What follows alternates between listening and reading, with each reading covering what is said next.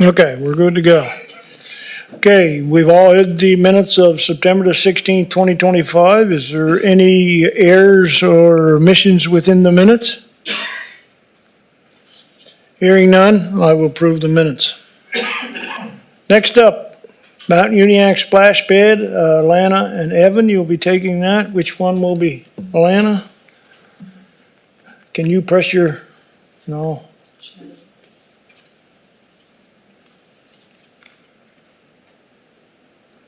Press it, yeah.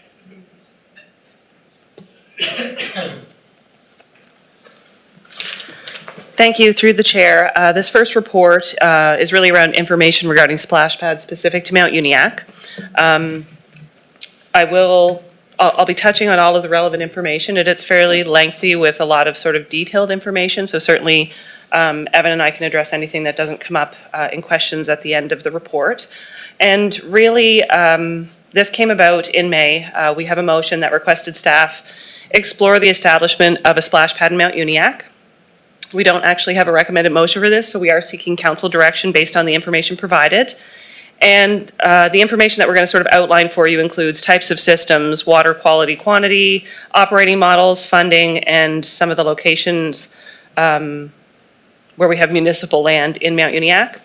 So currently there are 2 splash pads in East Hants. We have the municipally owned and operated adjacent to the Aquatic Center, and that is runoff of our municipal water. And then there's also the volunteer-owned and operated splash pad at Finley Park, and it's the Hants North Recreation and Development Association and that volunteer group that does maintain that site. With splash pads, there are 2 types of systems. There is the flow-through system and then recirculating. The 2 splash pads that are currently in East Hants are both flow-through. So both are fairly self-explanatory. Flow-through means the water's not recirculated, it's single use, it goes directly into the wastewater system. And from the staff research that we did do, it does appear that the flow-through system seems to be the preferred option for most splash pads. The second system is, I would say, a bit more complicated in that it's a recirculating system where the water is held in a holding tank, it's recirculated after being treated. It does require additional water, not just what's in the holding tank, because water does evaporate and is lost through the system.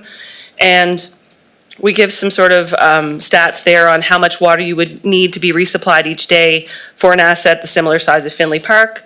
And then I think what's really important to be aware of for the recirculating system is that it does require that continuous monitoring and testing, similar to what you would do at the municipal pool. You would want to do it on a fairly rigorous schedule, upwards of, 5 to 7 times a day. And then you would also have to consider that if the water became contaminated for any reason, you would want to do a sort of a full flush. And again, you would have to sort of recharge the entire system following that. The next section, we really speak to water quality and quantity. And staff sort of looked at the Uniacke groundwater study, and that speaks to, residential use and sufficient water for residential use. We referenced some things in the report that talk about the requirement of 357 gallons of water per day for residential use, and that comes from the Department of Environment and Climate Change.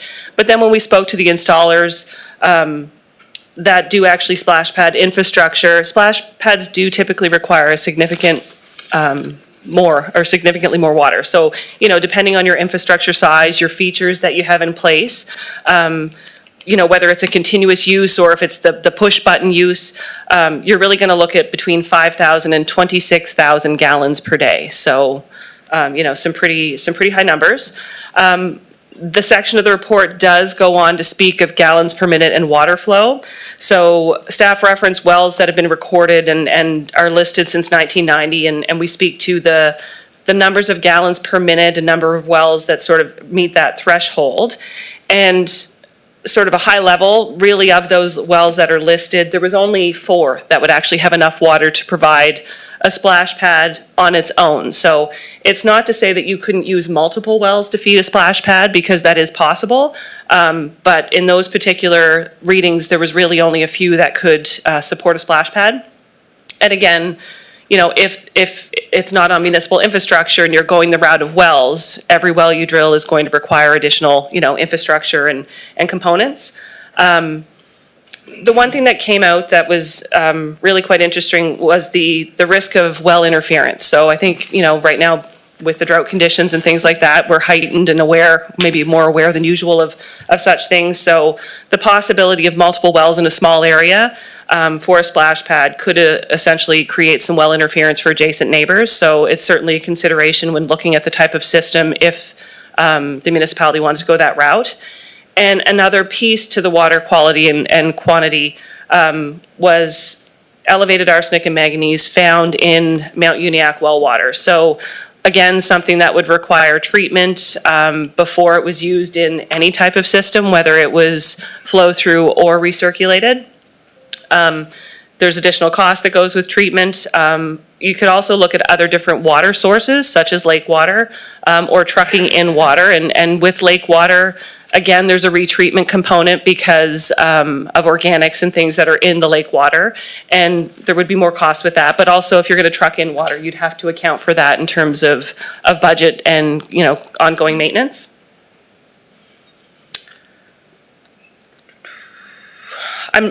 We do reference sort of the Hants North Finley Park specific information, and this speaks to the 40 gallon per minute water flow, and it's a very large parcel at Finley Park, so the likelihood of well interference is quite low.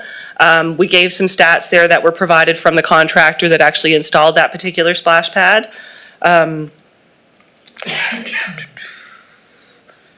then I guess really I'd like to get down into the operating models. So I spoke of the splash pads that we have. So we have 2 splash pads with 2 very different operating models, one being municipally owned and operated and adjacent to a municipal facility. So that's sort of a key piece, that we have those municipal staff that are trained as pool operators, they're on site, their ability to sort of transition from pool over to splash pad is fairly straightforward throughout the day, and they can do any testing that's required. The second operating model, so there is a not-for-profit development association that maintains that. They do hire volunteers throughout the season, so there's a maintenance component there. Those staff do work on the grounds throughout the summer, and it's just, I guess, relating to Mount Uniacke, we don't have a municipal facility located in Mount Uniacke at this time. So, the challenge associated with that would be, do we have staff that are traveling out to test something? Is there a volunteer group that is in a position that they could actually manage or maintain some sort of infrastructure out there like that? So we just wanted to highlight that. And I mean, obviously you could look at any future option council wanted, but it would have to consider staffing for daily surface cleaning, testing or treating the water. There's always subcontracting out, which you could subcontract that out, similar services to a pool contractor service. But again, there would be budget implication associated with that if council wanted to continue that discussion, because we're just not staffed in that manner at this time. The section on locations, we've listed sort of the municipal locations we have at that time, and we've tried to evaluate what that would look like if we were to consider putting something like there based on council direction. So we do have the Mount Uniacke Library location. It's very central. It's adjacent to the school. But we do know that the well flow at the library, as it's municipally owned, is only 1 gallon per minute. We've also mentioned the Cottage Country Park location, not as central to the community, and certainly perhaps less ideal due to that location. We have a large parcel in lakelands that we've acquired in the last couple of years. It's very close to Lily Lake, not necessarily centrally located, and it's not currently developed, but there is certainly potential at that location if council wanted staff to explore that further. And then we've also mentioned the Rockwell Drive location, central somewhat to the community, potentially better water flow than other areas in the Halifax watershed, but no road at this time. We get down to installation costs. So upon review and speaking with contractors and looking at different things, the estimated cost for a flow-through splash pad, similar to the size of what you would see at Finley Park, just for reference, is estimated to be about $175,000 for the splash pad components only. There would be additional funds required, and if Evan could probably speak to that, just for the land preparation, landscaping. You would want to look at parking, and oftentimes the washroom facility piece is key for a splash pad, for changing, et cetera, et cetera. And then when you look at the recirculation system, because of the additional components, the holding tank piece, and, with the retreatment, it's substantially more. It's about $250,000 to $300,000 for the splash pad components only. And again, as noted above, you'd have to have some land prep there, parking, what sort of considerations would there be for washroom or change facilities? So we've listed sort of in a summary here just at the end because, again, there's a lot of sort of content and numbers and stats in the report. From internal staff review, the municipality doesn't currently own a property that has sufficient well water flow, even with multiple wells, to operate a flow-through splash pad system. If a suitable property was found with sufficient well water flow, a splash pad could potentially create issues for other wells in the area based on the amount of water pulled, particularly in the dry summer months. Wastewater runoff is something that has to be addressed if you were to consider putting something near a lake, because you'd certainly want to make sure that any discharge or wastewater was not going to impact other water systems. And then the recirculation system is probably the best option with current municipal property inventory, but flow through would be an option depending on future open space parcels. And then just the cost of operating a recirculating splash pad, either with additional staff or a hired contractor. As, at this point, staff aren't entirely sure if there's a not-for-profit group that would be as well positioned to maintain and operate. We don't have financial impacts based on the report. We have included financials in there, but certainly Evan and I are here to answer any questions and looking for some council direction. All right, thank you for the report. And first up to speak, Councilor Michael Perry. Thank you, Mr. Chair. Thank you to Alana and Evan for this detailed report. It definitely does paint a picture, and I think it makes it clear to the public what the undertaking would be for a splash pad. So I'm going to take a stab at a motion here. I'm going to move the Parks and Recreation and Culture Committee recommends to council, the council advise staff to keep splash pads as an option for future recreational development in the Mount Uniacke area where lands are considered feasible. Do we have a seconder? Moved by Councilor Perry, seconded by Councilor Musa. Next up, Councilor Musa. Thank you, Mr. Oh, sorry. Press your button again there. I hit the wrong thing. My apologies. There you go. Thank you, Mr. Chair, through you to Lena and her team. So would the land on South Uniacke where they put the fire hydrant, there's 10 acres there, would that be an option, or did you check that, or?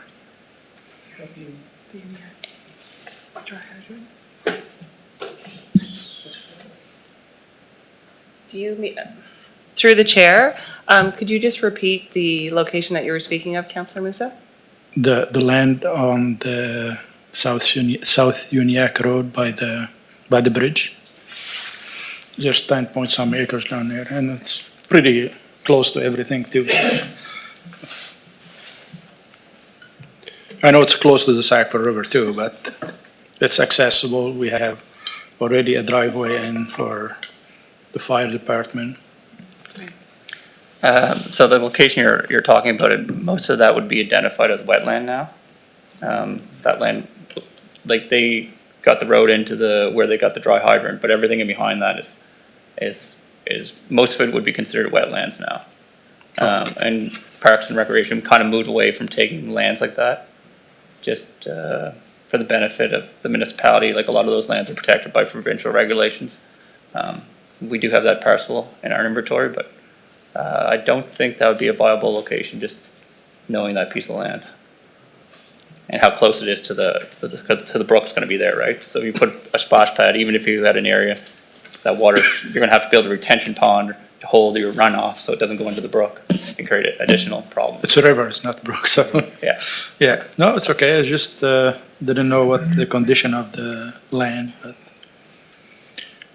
yeah, I'm pretty sure when the subdivision on Morning Breeze get closer to it, I think that land over there is the most desirable one for the community. Thank you. Is that all, Councilor Perry? Oh, shit.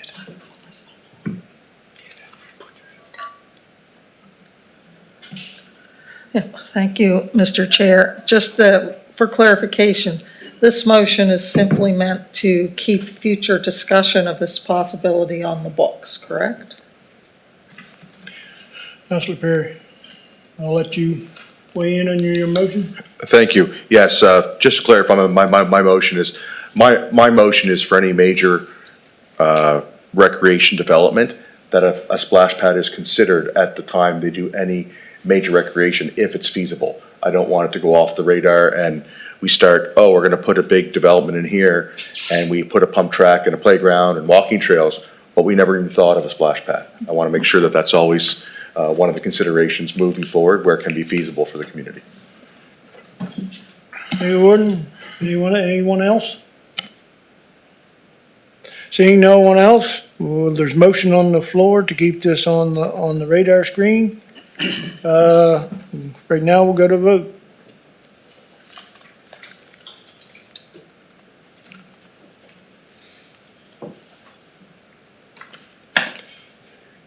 Vote is in and it's unanimous.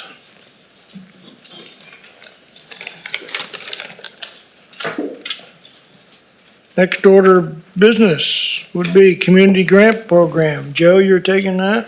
Do I get back? Oh, Shirley has to take me back. Just press your button when it's on. It's Okay. on. Thank you, Mr. Chair.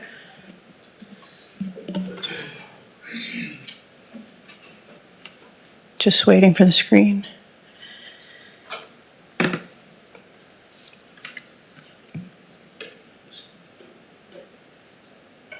Oh, that's the wrong cord, isn't it? I'm HDMI, right? Yeah.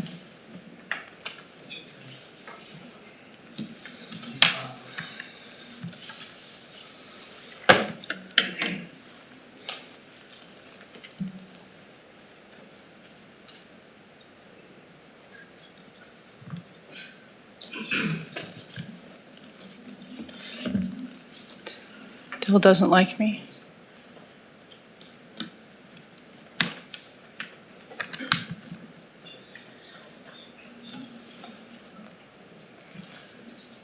It does the thing here, but it doesn't do it there.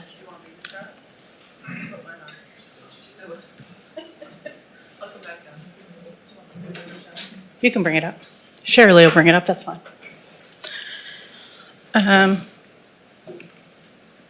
It does the little thing where it takes the second screen and then it goes away, so. Through the chair, I have a report today on the community grant funding. So the report's pretty straightforward. We've never been in the situation where we've expended the budget for this grant in such a short period of time. So as councillors would know, this grant is first come, first funded, and it's processed by policy. So it's still not on the screen. So this grant, these are the smaller grants. So the community grant supports things like recreation operating to a max of 1,500, leadership 1,500. We have things like $250 for event hosting, and of course the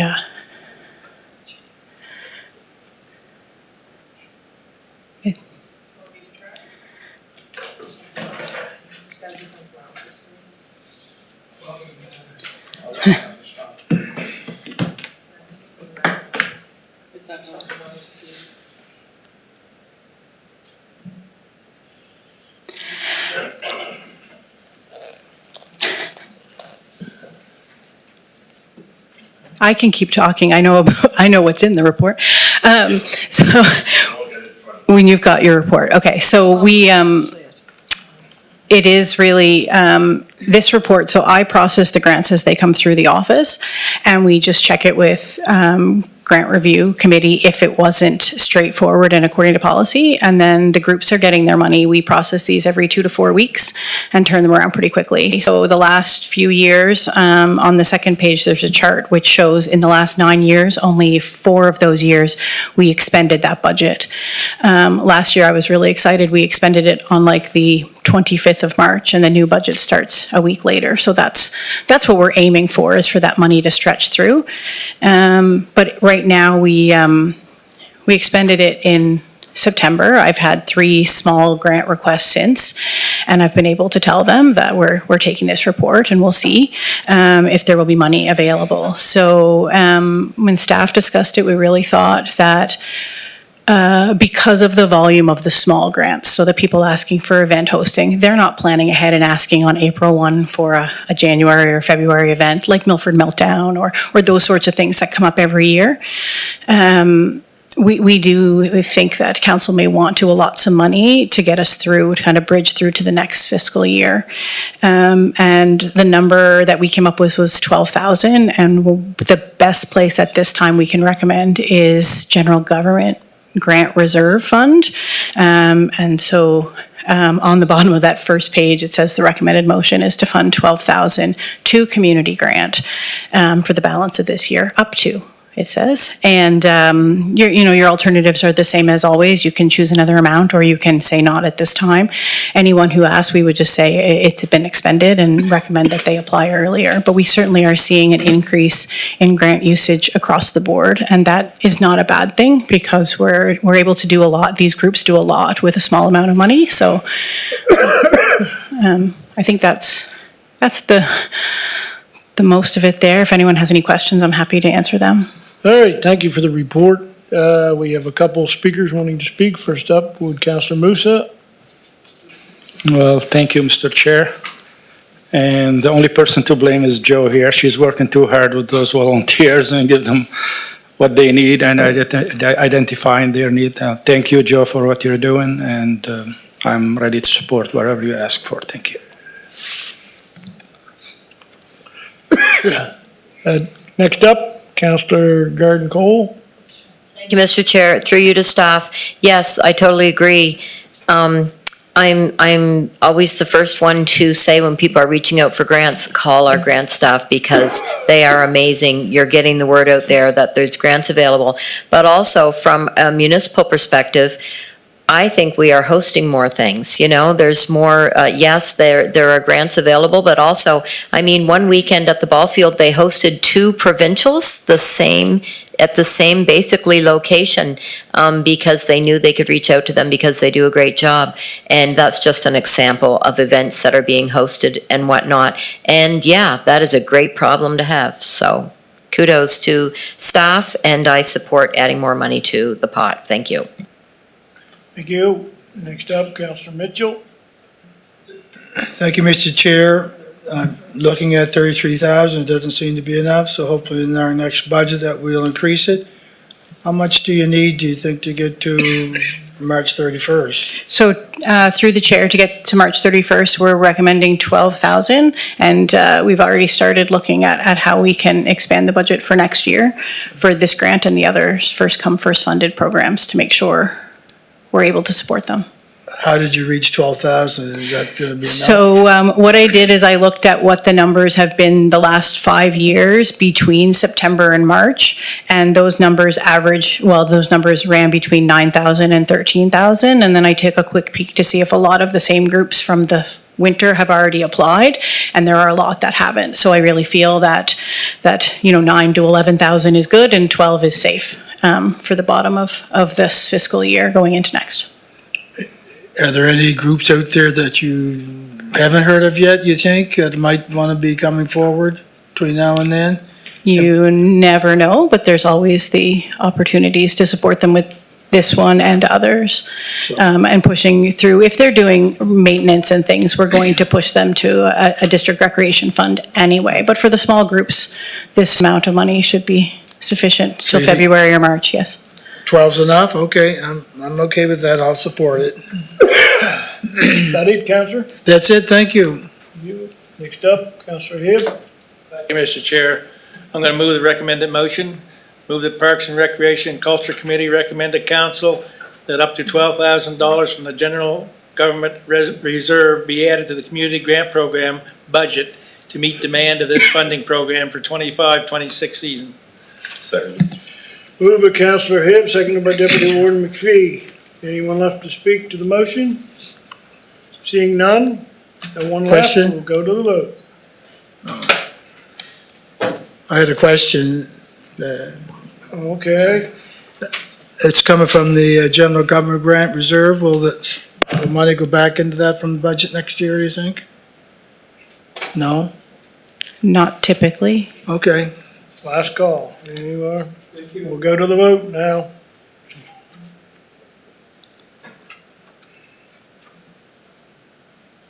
Vote is in, it's passing unanimously. So, thank you for that. And this brings us very close to the adjournment. Before we adjourn to move on, I would like to congratulate Candace Treen, the Toronto Blue Jays, on making it to the World Series. And a good Game 7 last night, kept us on pins and needles. So, go Canada, go. With that, it's been my pleasure to serve you as chair. Now gonna turn it over to Infrastructure and Operations Committee, with Councillor Michael Perry as the chair. So I adjourn the meeting.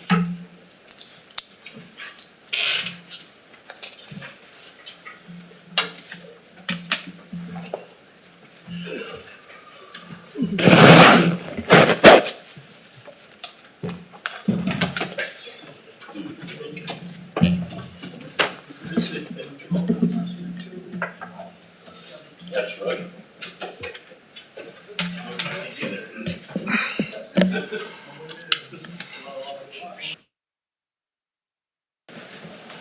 Just make sure everybody signs in.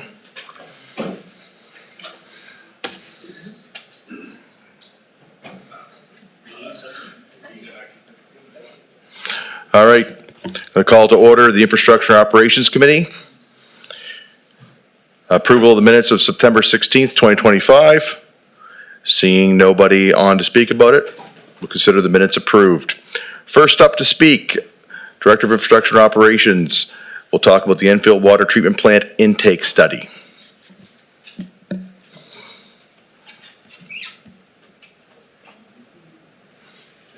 Thank you. Through you, Mr. Chair. This report's on the Enfield Water Treatment Plant and the need for an intake study. Essentially, everyone's read the report. We've gone through a recent study of the third still in order to apply for further withdrawal. Nova Scotia Environment is now requesting an additional study, specifically at our intake area of the river. Staff have sought out scoping and pricing, believed to be in the $55,000 range.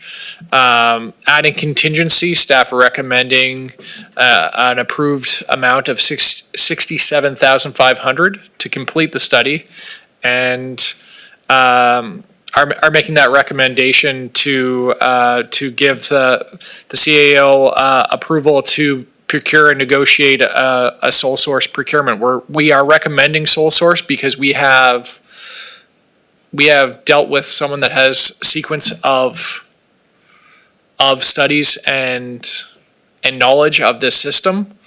It puts it at a strategic advantage to get the best quality study, which is in the best interest of the water utility, and that's why we're making that recommendation. And I would turn it over for questions. First up to speak, Councillor Tingley. Through the chair, I don't have any questions. We obviously need the report. So I'm going to move that the Infrastructure and Operations Committee recommend that council approve $67,500, including tax, for the completion of the environmental study of the Enfield Water Treatment Plant River intake to be funded by the Housing Accelerator Fund, and that the Chief Administrating Officer be approved to procure a consultant to complete the study via negotiated sole source procurement. Moved and seconded. There was two people on before the motion, so we're going to give some leeway. First up, Councillor Mitchell. Time frame for the study? Is all or? Through you, Mr. Chair, if approved, staff would be proceeding ASAP? as soon as possible. Okay, thank you. Next, Councillor Musa. Thank you, Mr. Chair. Jesse, just a question. Was that weather we're having now, that draft, like when it had no rain and stuff? So you think whatever you draw from the lake, are we losing a lot of it on the way to get to the treatment plant, or like, or we're still being able to take the same amount that we put in a river, or? Yep. Through Mr. Chair, through our approval to operate, right now we operate the engineered spring in drought conditions, and we have been operating for a few months now. And what happens in our approval, which through our third still study proved the calibration that we put into the river from the engineered spring twice as much as we take out, and that accounts for absorption and environmental impacts. And the intent of that is that there's net zero impact downstream of what there normally would have been in the river if we weren't there. So regardless of whether, if we were not operating the Enfield water treatment plant and there was no engineered spring, the river downstream would be the same as what it is today, and it would be very low and very dry right now. Is essentially how we operate. We're in a healthy operating situation right now. The system is working. Where our intake is healthy. That said, is we're operating off the engineered spring. That's not where we want to be, and it's definitely an extreme scenario.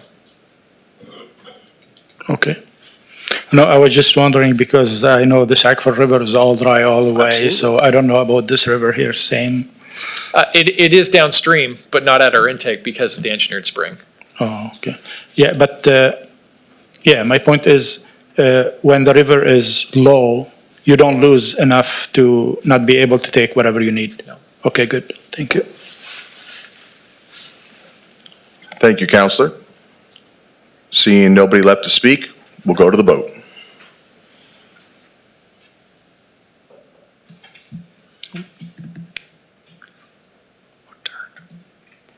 And the votes are in, it's passed unanimously. Next item is an in-camera contractual issue, so I'll be looking for a motion to move in camera. Moved by Councilor Dixon. Seconded by Councilor Hebb. All those in favor? Aye. Motion passed. We will wait until we get the word that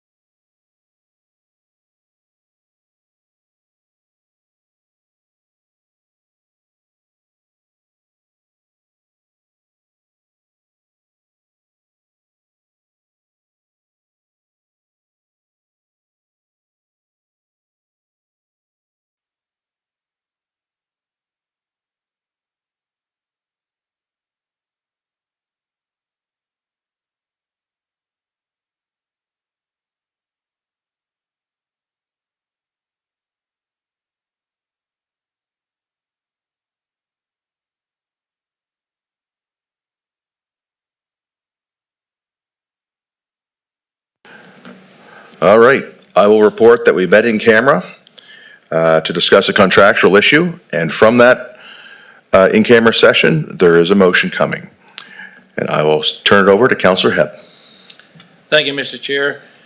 I move that the Infrastructure and Operations Committee recommend the council approve the use of $600,000 already approved for the use to desludge Cell 2 of the Lance Lagoon, to also use a continued desludging work in Cell 1, and that the CAO be approved to negotiate a sole source procurement for the next phase of work for this capital project, 24-033, sludge management and infrastructure, Lance Lagoon. Moved and seconded. We'll go to the vote.